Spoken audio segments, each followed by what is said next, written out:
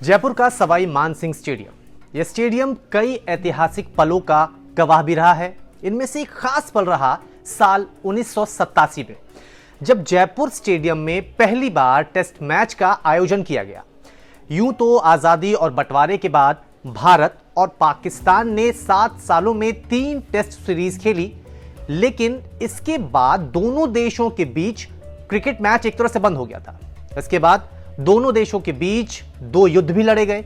इसके कई सालों के बाद 1978 में भारत के तत्कालीन प्रधानमंत्री मोरारजी देसाई और पाकिस्तानी राष्ट्रपति जनरल जिया उल हक की मुलाकात हुई। इसके साथ ही दोनों देशों के बीच क्रिकेट संबंधों को एक तरह से दोबारा उसकी शुरुआत की गई।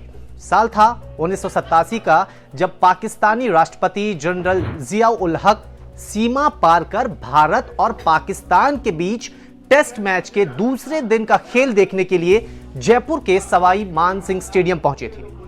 मैच ड्रॉ के साथ खत्म हुआ, लेकिन नतीजों से ज्यादा इस मैच का महत्व भारत और पाकिस्तान के रिश्तों में गहराए तनाव को कम करने के लिए रहा।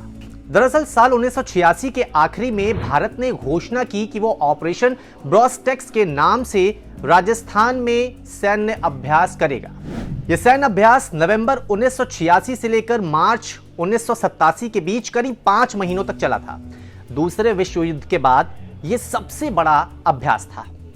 मीडिया रिपोर्ट की अगर माने तो इनके आधार पर यह कहा जाता है कि इस सैन्य अभ्यास में करीब 5 लाख भारतीय सैनिक शामिल हुए थे और इस सैन्य अभ्यास के लिए भारत ने एक ऐसा इलाका चुना था जो पाकिस्तान के सिंध प्रांत से बिल्कुल सटा था।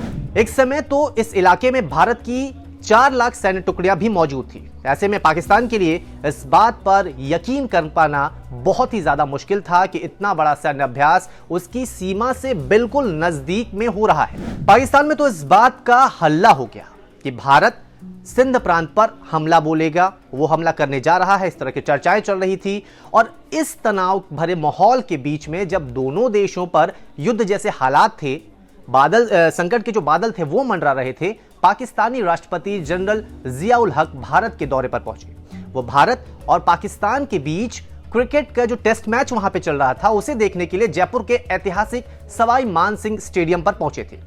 जिया उल हक के भारत दौरे और उनके भारत के तत्कालीन प्रधानमंत्री राजीव गांधी से मुलाकात भी हुई थी।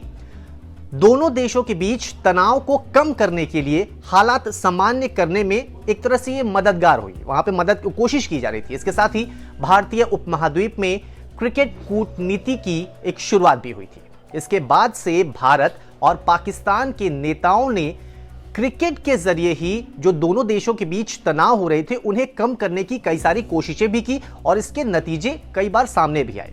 इसमें आगे चल के भारत के प्रधानमंत्री अटल बिहारी वाजपेयी और उस समय पाकिस्तान के जनरल परवेज मुशर्रफ, वो दोनों भी शामिल रहे। उन दोनों ने भी इस तरह की कोशिशें की थी।